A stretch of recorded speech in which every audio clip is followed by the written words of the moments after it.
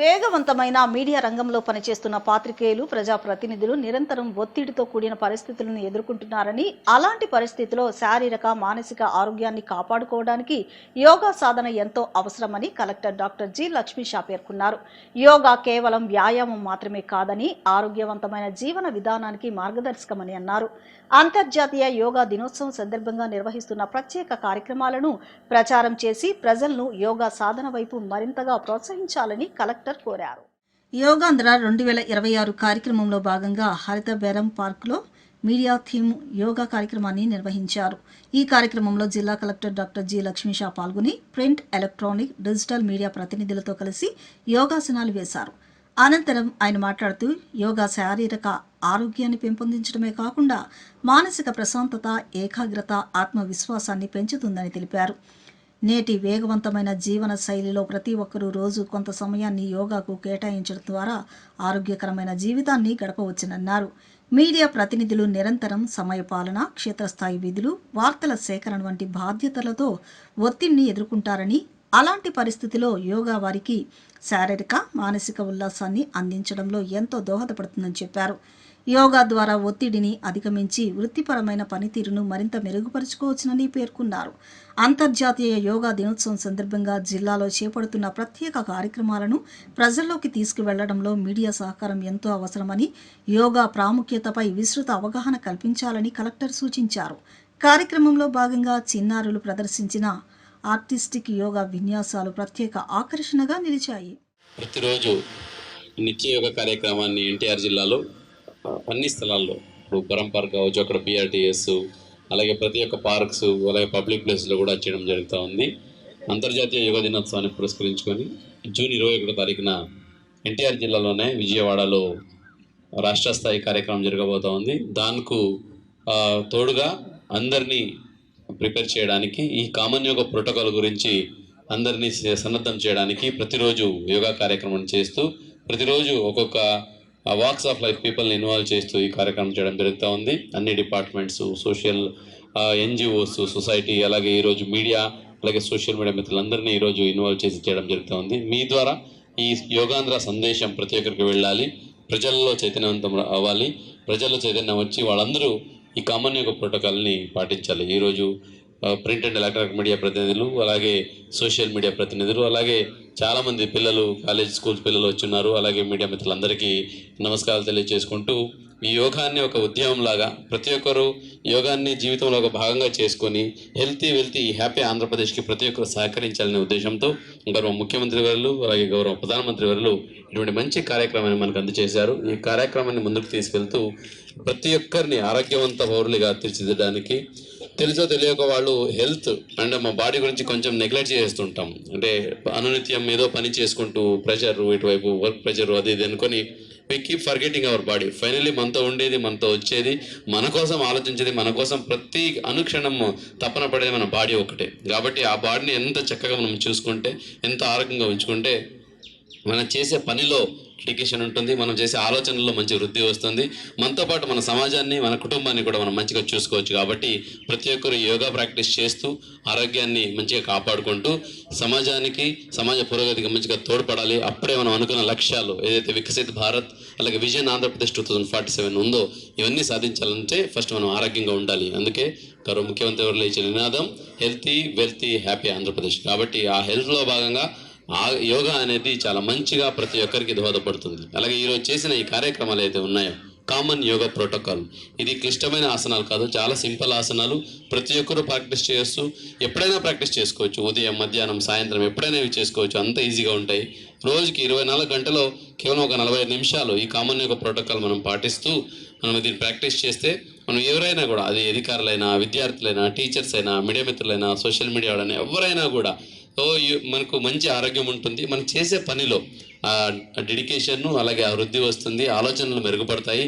ఈ కార్యక్రమం అటు కేంద్ర రాష్ట్ర ప్రభుత్వాలు గత కొంతకాలంగా కొన్ని సంవత్సరాల తరబడి నిర్వహిస్తున్న నేపథ్యంలో మన రాష్ట్ర ప్రభుత్వం ఆదేశాల మేరకు ముఖ్యంగా మన జిల్లా కలెక్టర్ గారు యోగా ట్రైనర్లు అయిపోయారు. రోజు గత సంవత్సరం కూడా మేము పాల్గొన్నాం సార్ ఆధ్వర్యంలో బిఆర్టీఎస్ రోడ్లో. ఇప్పుడు కూడా పాల్గొన్నాం.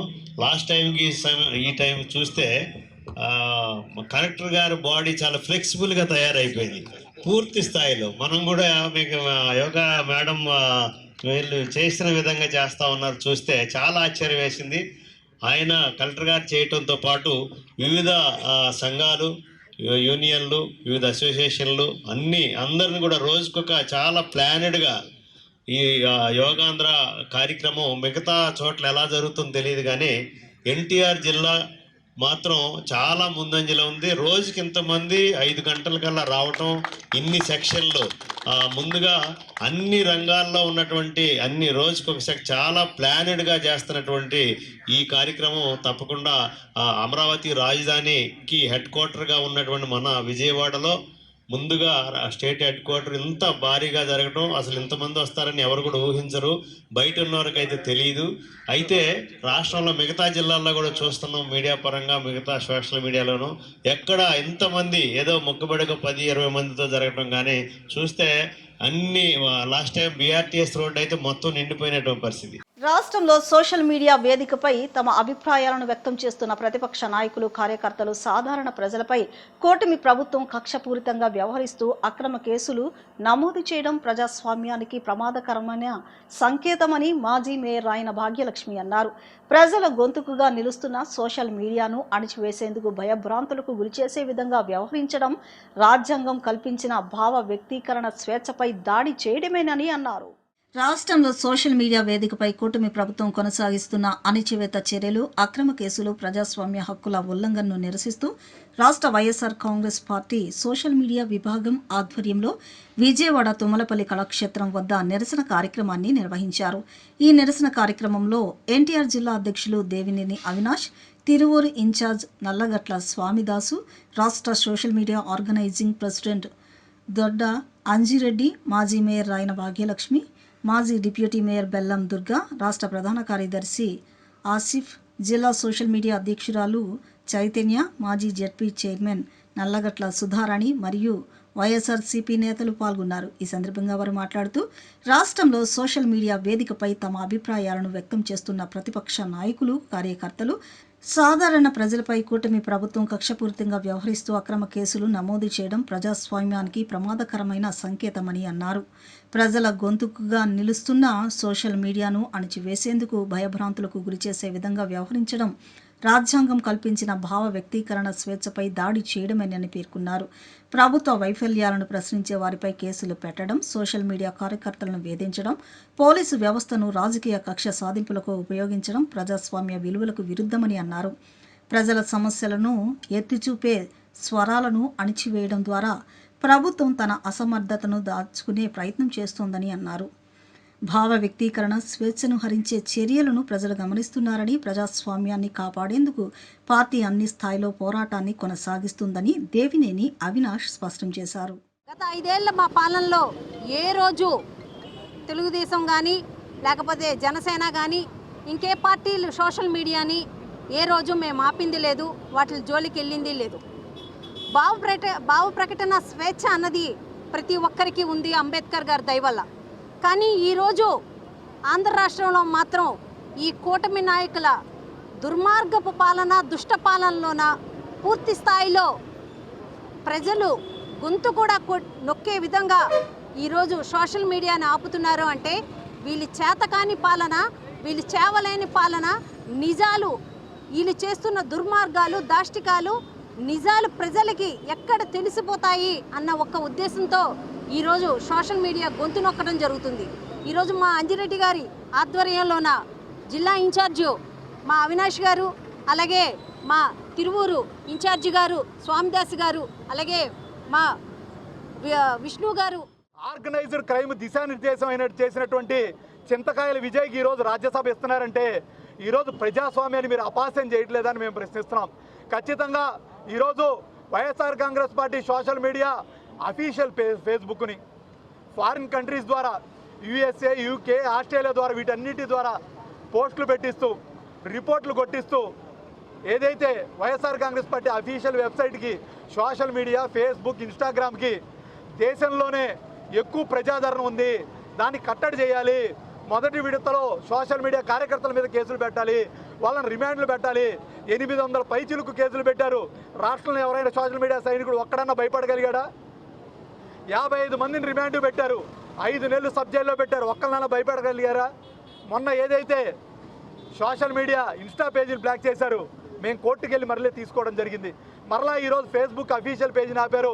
ఏదైతే మా నాయకుడు జగన్మోహన్ రెడ్డి గారు చెప్పినట్టు కోర్టు ద్వారా కోర్టులు మెట్లు ఎక్కుతాం, ప్రశ్నిస్తాం. ఈరోజు ఈ కూటమి ప్రభుత్వం చేస్తున్నటువంటి దమనకాండను ఈరోజు లోకేష్ గారు, చంద్రబాబు నాయుడు గారు, పవన్ కళ్యాణ్ గారు చేస్తున్నటువంటి చర్యలు ఒక్క 20 నెలల క్రితం, 24 నెలల క్రితం మీ పరిస్థితి ఏమిటి? లోకేష్ గారు ఒక కానిస్టేబుల్ను దాటలేడు పక్కన జరగనటువంటి పరిస్థితి. ఈ రాష్ట్రంలో చంద్రబాబు నాయుడు గారు 24 నెలల పరిస్థితి ఏమిటి? పవన్ కళ్యాణ్ గారి పరిస్థితి. కాలం ఎప్పుడు అలాగే ఉండదు, ఎప్పుడు గుండ్రంగా తిరుగుతుంది. మీరు చేటువంటి ప్రతి ఒక్క చర్యకు ప్రతి చర్య ఉంటుంది. కూటమి ప్రభుత్వం అవలంబిస్తున్న అప్రజాస్వామిక చర్యలు, ముఖ్యంగా YSR Congress party social media warriors మీద, కార్యకర్తలు అవినీతిపై, అక్రమాలపై, ఇక్కడ అవలంబిస్తున్న అప్రజాస్వామిక విధానాలపై రాజ్యాంగబద్ధంగా ఈ పరిపాలన కొనసాగట్లేదు అని చెప్పి తమ భావాలని, తమ రాజకీయ సిద్ధాంతాలని ప్రచారం చేస్తున్నటువంటి సోషల్ మీడియా మీద కక్ష కట్టారు. మీరు social media, YSR social media మీద, ముఖ్యంగా ఫేస్బుక్ పేజీని భారతదేశంలో కనపడకుండా చేస్తూ ఉన్నారు. ఇది అప్రజాస్వామికం. భావ ప్రకటన స్వేచ్ఛ అనేది డాక్టర్ బాబాసాహెబ్ అంబేద్కర్ రాజ్యాంగంలో మనకు ప్రకటించినటువంటి ఆర్టికల్ 19(1) ప్రకారం ఎవరైనా సరే తమ భావాలని స్వేచ్ఛగా ప్రకటించుకోవచ్చు. తమ యొక్క అభిప్రాయాలని, భావాలని, రాజకీయ భావాలను కానీ, సాంఘిక భావాలను కానీ, ఏదైనా సరే మత సంబంధమైన భావాలను కానీ స్వేచ్ఛగా ప్రకటించుకునేటటువంటి హక్కు భారత రాజ్యాంగం ఆర్టికల్ 19(1) ఇచ్చినటువంటి అంశాన్ని మీ దృష్టికి తీసుకొస్తాం. మీకు గుర్తులేదా? అంతర్జాతీయ పరిణామాల నేపథ్యంలో దేశ ప్రయోజనాలను కాపాడడంలోని కేంద్రంలోని మోదీ ప్రభుత్వం విఫలమైందని సిపిఐ రాష్ట్ర కార్యదర్శి గుజ్జల ఈశ్వరయ్య తీవ్ర విమర్శలు చేశారు. హార్ముజ్ జలసంధి ప్రాంతంలో భారత నావికులు పనిచేస్తున్న వాణిజ్య నౌకలపై జరిగిన దాడిపై కేంద్ర ప్రభుత్వం స్పందించకపోవడం బాధాకరమన్నారు. దేశ భద్రత, సార్వభౌమత్వ అంశాల్లో కేంద్రం మరింత బాధ్యతాయుతంగా వ్యవహరించాలని డిమాండ్ చేశారు. అలాగే నీట్ పరీక్ష లీకులు, విద్యారంగంలో నెలకొన్న అవ్యవస్థపై కేంద్ర ప్రభుత్వాన్ని నిలదీశారు. రైతాంగ సమస్యల పరిష్కారం కోసం ఈ నెల 30న నిర్వహించనున్న చెలో విజయవాడ కార్యక్రమానికి సిపిఐ సంపూర్ణ మద్దతు ప్రకటిస్తున్నట్లు తెలిపారు. అంతర్జాతీయ పరిణామాల నేపథ్యంలో దేశ ప్రయోజనాలను కాపాడడంలోని కేంద్రంలోని మోదీ ప్రభుత్వం విఫలమైందని సిపిఐ రాష్ట్ర కార్యదర్శి గుజ్జల ఈశ్వరయ్య తీవ్ర విమర్శలు చేశారు. హార్ముజ్ జలసంధి ప్రాంతంలో భారత నావికులు పనిచేస్తున్న వాణిజ్య నౌకలపై జరిగిన దాడిపై కేంద్ర ప్రభుత్వం స్పందించకపోవడం బాధాకరమన్నారు. దేశ భద్రత, సార్వభౌమత్వ అంశాల్లో కేంద్రం మరింత బాధ్యతాయుతంగా వ్యవహరించాలని డిమాండ్ చేశారు. అలాగే నీట్ పరీక్ష లీకులు, విద్యారంగంలో నెలకొన్న అవ్యవస్థపై కేంద్ర ప్రభుత్వాన్ని నిలదీశారు. రైతాంగ సమస్యల పరిష్కారం కోసం ఈ నెల 30న నిర్వహించనున్న చెలో విజయవాడ కార్యక్రమానికి సిపిఐ సంపూర్ణ మద్దతు ప్రకటిస్తున్నట్లు తెలిపారు. అభిజిత్ దీప్కే పైన జరిగినటువంటి దాడిని తీవ్రంగా ఖండిస్తూ ఉన్నాం. ఆయన శాంతియుత పద్ధతుల్లో మీరు దాడులు చేసినా, మీరు చంపడానికి వచ్చినా సరే మా యొక్క ఆందోళన ఆగదని చెప్పి ఒకవైపున ప్రకటిస్తూ ఉంటే, మరి అలాంటి వాటిపైన దాడి చేయడం ఏమాత్రం ఏ ప్రజాస్వామిక సూత్రాలకు ఇది నిదర్శనమో చెప్పాలని చెప్పేసి భారతీయ జనతా పార్టీని మేము అడుగుతూ ఉన్నాం. దాదాపు 23 లక్షల పైచులకు విద్యార్థులు నీట్ ఎగ్జామ్ రాశారు. మరి అలాంటి విద్యార్థులు ఈరోజు మళ్ళీ పరీక్ష పెట్టడం ద్వారా మానసిక క్షోభకు గురయ్యారు. కొంతమంది ఆత్మహత్య చేసుకున్నారు. మరి దీనంతటికీ జవాబు ఎవరు చెప్పాలి? ప్రభుత్వమే కదా దానికి బాధ్యత వహించాల్సింది. కానీ ప్రభుత్వం దానికి బాధ్యత వహించకపోవడం అంటే ఇందులో భారతీయ జనతా పార్టీకి సంబంధించినటువంటి వాళ్ళు ఉన్నారని పేపర్ లీక్ అయినటువంటి మొదటి రోజే సిపిఐగా ఈ రాష్ట్రంలో మేము చెప్పడం జరిగింది. అదే ఈరోజు ప్రూవ్ అయింది. కాబట్టి ఈరోజు విద్యార్థులందరినీ ఇబ్బంది పడారు. ఇంకోవైపున సిబిఎస్ఈ సిలబస్ దానికి సంబంధించిన వాటిల్లో లక్షల మంది విద్యార్థులు బాధపడేటువంటి పరిస్థితి. కాబట్టి ఈ ప్రభుత్వము విద్యారంగం పైన సరైనటువంటి దృక్పథం లేదన్నటువంటిది ఇది వాస్తవం.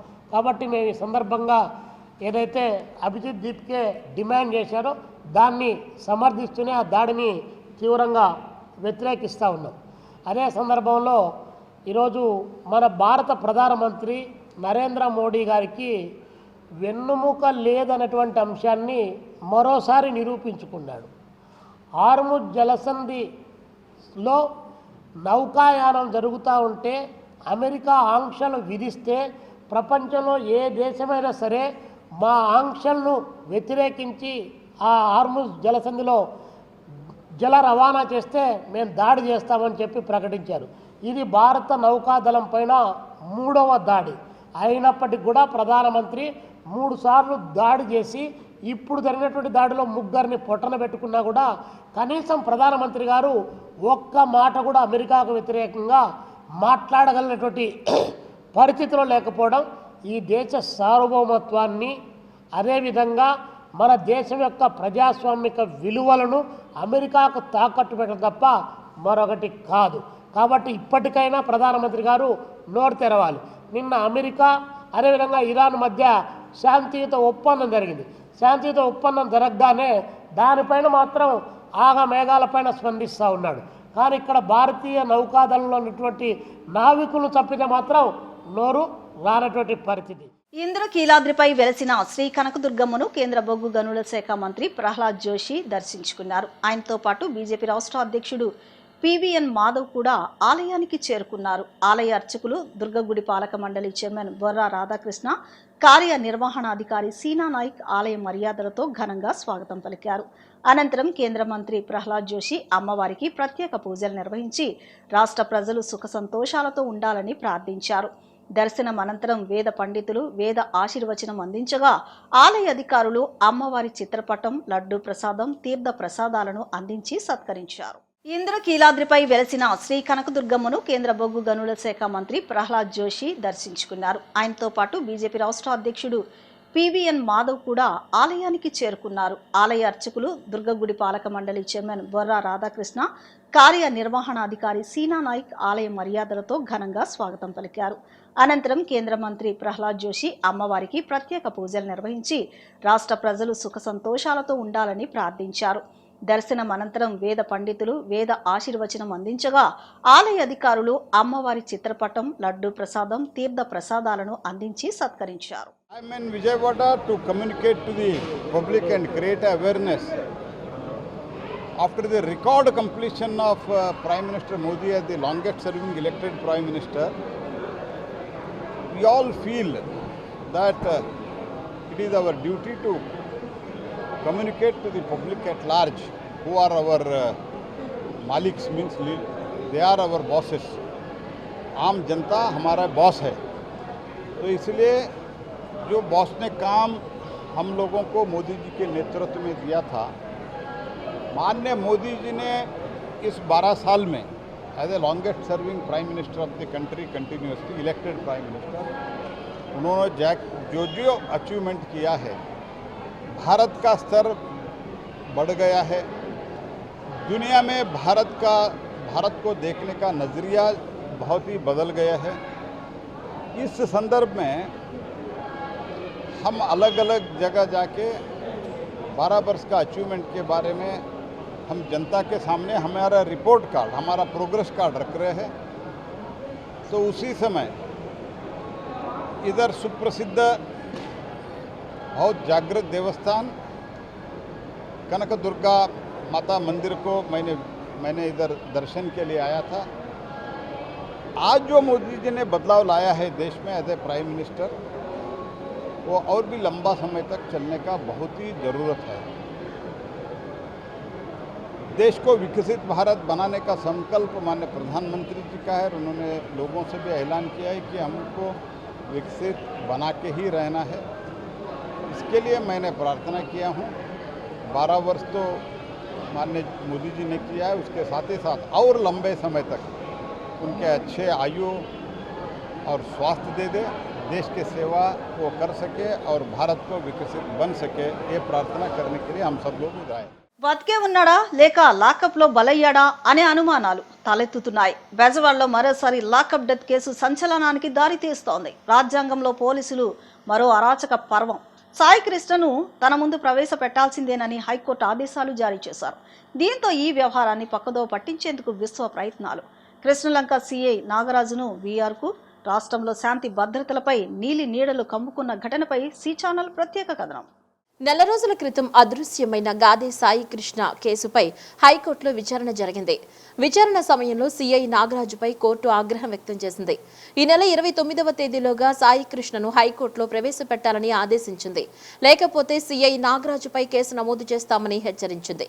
నెల రోజుల క్రితం నీ కొడుకును చంపేస్తా, చచ్చిపోయాడనుకో, వాడిపై ఆశలు వదులుకో, వాడు ఇకపై నీ వద్దకు రాడు అంటూ విజయవాడ కృష్ణలంక సీఐ నాగరాజు బెదిరించారని మార్కాపురం జిల్లాకు చెందిన గాదే సాయి కృష్ణ తల్లి విజయలక్ష్మి విజయవాడలో మీడియా ఎదుట కన్నీటి పర్యంతమయ్యారు. తన కుమారుడిని చంపేస్తానని చెప్పడంతో విజయవాడ ప్రభుత్వాసుపత్రి మార్చరీలో కూడా చూసి వచ్చానన్నారు. తన కుమారుడు బతికి ఉంటే కోర్టులో హాజరుపరచాలని, చంపేస్తే మృతదేహాన్ని ఇవ్వాలని కోరారు. తనకు న్యాయం చేయాలని కోరుతూ ఆ సమయంలో ఆమె న్యాయవాదులతో కలిసి విజయవాడలో బెజవాడ బార్ అసోసియేషన్ కార్యాలయం వద్ద ధర్నా చేశారు. ధర్నా సందర్భంగా విజయలక్ష్మి మాట్లాడుతూ విజయవాడ కృష్ణలంక పోలీసులు ఈ ఏడాది మే 9వ తేదీ రాత్రి జిల్లా కేంద్రం మార్కాపురం నుంచి గాదే సాయి కృష్ణను విజయవాడ తీసుకొచ్చారని, అప్పటి నుంచి అతడి సమాచారం ఏమీ తెలియడం లేదని వాపోయారు. అనంతరం సిఐ నాగరాజు తీసుకురమ్మన్నారని చెప్పి కృష్ణలంక పోలీసులు తనను మార్కాపురం నుంచి విజయవాడ తీసుకొచ్చారని తెలిపారు. హైకోర్టులో హెబియస్ కార్పస్ పిటిషన్ దాఖలు చేసిన సాయి కృష్ణ తల్లి తన సెల్ ఫోన్ను పోలీసులు లాక్కున్నారని, ఎన్నిసార్లు పోలీసుల వద్దకు వెళ్లి తన కుమారుడి గురించి, తన ఫోన్ గురించి అడిగినా పట్టించుకోలేదని, తన కొడుకును తీసుకొచ్చి 20 రోజులు దాటిపోయిందని, ఇప్పటికీ కోర్టులో హాజరుపరచలేదంటే అతన్ని చంపేసి ఉంటారని అనుమానం వ్యక్తం చేశారు. తన కొడుకు బతికి ఉంటే కోర్టులో హాజరుపరచాలని, చంపేస్తే శవాన్నైనా ఇవ్వాలని కన్నీటితో వేడుకున్నారు. ఈ నేపథ్యంలో తన కుమారుడు గురించి సమాచారం ఇవ్వాలని కోరుతూ గాదే సాయి కృష్ణ తల్లి ఏపీ హైకోర్టులో హెబియస్ కార్పస్ పిటిషన్ దాఖలు చేశారు. ఆ పిటిషన్పై విచారణ చేపట్టిన న్యాయస్థానం సాయి కృష్ణను కోర్టులో హాజరుపరచాలని సిఐ నాగరాజును ఆదేశించింది. కట్టుకుని లోపల ఉన్న డ్రాయర్ కూడా సరైంది లేదు, కాళ్ళకి చెప్పులు కూడా లేవు. ఎవరో తెచ్చి పెడితే ఇంత అన్నం తిని ఇంత అన్నం దాచుకుంటున్నాడు. నా బిడ్డను నాకు కాకుండా చేశాడు, నా బిడ్డ నాకు కాకుండా చేశాడు. రోజు నేను అన్నం తిన్నప్పుడల్లా కూడా నేను ఇక్కడ అన్నం తింటున్నా, నా కొడుకు ఏం తిన్నాడు అనుకున్నా. నా తమ్ముడు 500 ఇస్తే 300 అడిగేసి 200 నేను తిన్నా. నాకెవరో చూసి ఉన్న అన్నదమ్ములు తప్ప నాకు ఎవరు లేరు. నా పిల్లోడు ఏదోలే నాకు అండగా ఉంటాడు. ఆ రాత్రే తీసుకొచ్చేసారు వీళ్ళు. తీసుకొచ్చేసి వాళ్ళు ఇష్టం వచ్చిన వాళ్ళ పట్టించమని అడిగారయ్యా ఫోన్లో. మా ఓడి ఫోన్లోంచి అవతలను పట్టుకున్నాడు. నువ్వు పట్టుకోవచ్చుగా, నా కొడుకు వాళ్ళు అడిగారు నన్ను, వాళ్ళ అమ్మ బాబులు అడిగారు, మీ అబ్బాయినంటమ్మా మా అబ్బాయిని పట్టించింది అని చెప్పంటే, మా అబ్బాయి అలాంటి పనులు చేయడమ్మా, మరి ఏం జరిగిందో ఏమో, నా పిల్లోడు 15 రోజుల నుంచి కనపడక నేను ఎత్తుక్కుంటున్నాను అని అన్న. లేదు, ఇప్పుడు జైలుకి పెడుతున్నారు మా పిల్లల్ని, ఆ పిల్లల్ని జైలుకి పెట్టారు అని చెప్పుకొచ్చారు వాళ్ళు. లేదమ్మా అంటే తర్వాత తల్లి వచ్చింది, నీ పిల్లోడు ఇంకా నీకు రాడు నాకు ఒకసారి చెప్పింది, కానీ నేను నమ్మలా. అందరినీ నమ్మకూడదుగా అయ్యా, నేను నమ్మలా. నా కొడుకును మాత్రం చిత్రవత చేశారయ్యా. నాకు తెలుసు చేసిన వాళ్ళు అందరూ కూడా నేను పైకి వెళ్తుంటే కర్రలు అడ్డం పెట్టారు, నాకు పక్కపక్క నవ్వుకున్నారు ఒకళ్ళ దగ్గర ఒకళ్ళు వచ్చి. నాకు అసలు సరే నిజాలు తెలవనివ్వలా. అడిగాడంట లోపల, అన్నయ్య ఒక్కసారి అమ్మని చూస్తా. ఆడు మాత్రం అయ్యా నేను చెప్తున్నా, ఎక్కడున్నా ఎవరో ఒకళ్ళ ద్వారా ఫోన్ అన్నా చేసేవాడు, అమ్మను ఒకసారి రమ్మని పలానా చోట ఉన్నానని చెప్పేవాడు. అట్టాగే ఏం లేదని. నా కొడుకు ఏం తప్పులు చేయలేదు, నా కొడుకు ఏమి అంత సన్నాసి కాదు, తప్పులు చేసి బతికేవాళ్ళం కాదు. మేము ఉన్న దాంట్లోనే బతికించుకున్నాను నా కొడుకుని. నేను నా తమ్ముడు 500 ఎత్తే నేను కడుపు కాల్చుకున్నా. నా బిడ్డని ఏది అవ్వకూడదని, ఎక్కడ ఏం తినకూడదని చెప్పి నేను పెంచుకున్నా. అంతేగాని ఇవాళ అది ఇది అని చెప్తే చెల్లిపోదు. దేవుడు చూడాలి, చూస్తాడు కూడా. మేమేంటో వాళ్ళేంటో అందరికీ కనపడుతుంది. ఆ ట్యాప్ చేసి వెళ్ళి ఆ రోజునే 9వ తారీఖున తీసుకురావడం జరిగింది. ఇక్కడ మార్కాపురం నుంచి తీసుకొచ్చి ఇక్కడ పెట్టి చిత్రహింసలు పెడుతున్నారు. ఆ స్టాఫ్లోనే కొంతమంది మీ పిల్లడిని ఇలా చేస్తున్నాడు, మా మీద చెప్పమాకండి, సిఐ సైకోగాడు, మా మీద కూడా ఇలా కేసు పెడతాడు, లేదా మమ్మల్ని కూడా కొడతాడాడు అని చెప్పిన మాట వాస్తవే. ప్లస్ ఆ పక్కన ఉన్న కొలీగ్స్ రిమైండ్ అంటే మెనీ మెంబర్ ఆఫ్ కేసెస్ ఉంటారు, వాళ్ళు కూడా పిల్లోడిని చంపేస్తున్నాడమ్మా అని చెప్పి వాళ్ళ అమ్మ నాన్నలకు చెప్పి మా చెల్లికి కవర్ చేశారు.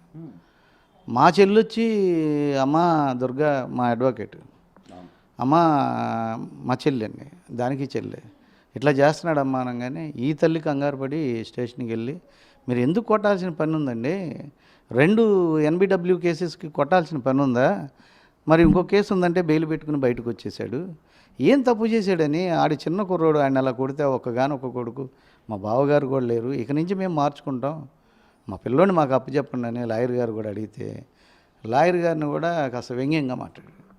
మరి హైకోర్టు లాయర్ అయ్యి ఉండి వ్యంగ్యంగా మాట్లాడితే మేము అసలు సహజంగా ఊరుకోమండి. ఇదేదో అనుమానంగా ఉందని చెప్పి వెంటనే వెళ్ళి బార్ కౌన్సిల్లో చెప్పి హ్యూమన్ రైట్స్కి చెప్పి వాళ్ళని కూడా ఎమ్మడి పెట్టుకుని మళ్ళీ వచ్చి అడిగితే there has no give the answer house. నేను అరెస్ట్ చేయలేదు, చేతనేం చేసుకోండి, చేయలేదు మీరు చేతనేం చేసుకోండి, మీరు ఎక్కడ కేసు పెట్టుకుంటారో పెట్టుకోండి, మీరు ఎక్కడికి వెళ్తారో వెళ్ళండి, ఢిల్లీ లెవెల్లో నన్ను ఎవడూ ఏమీ చేయలేడు, నేను మోనార్క్నని మాట్లాడాడు.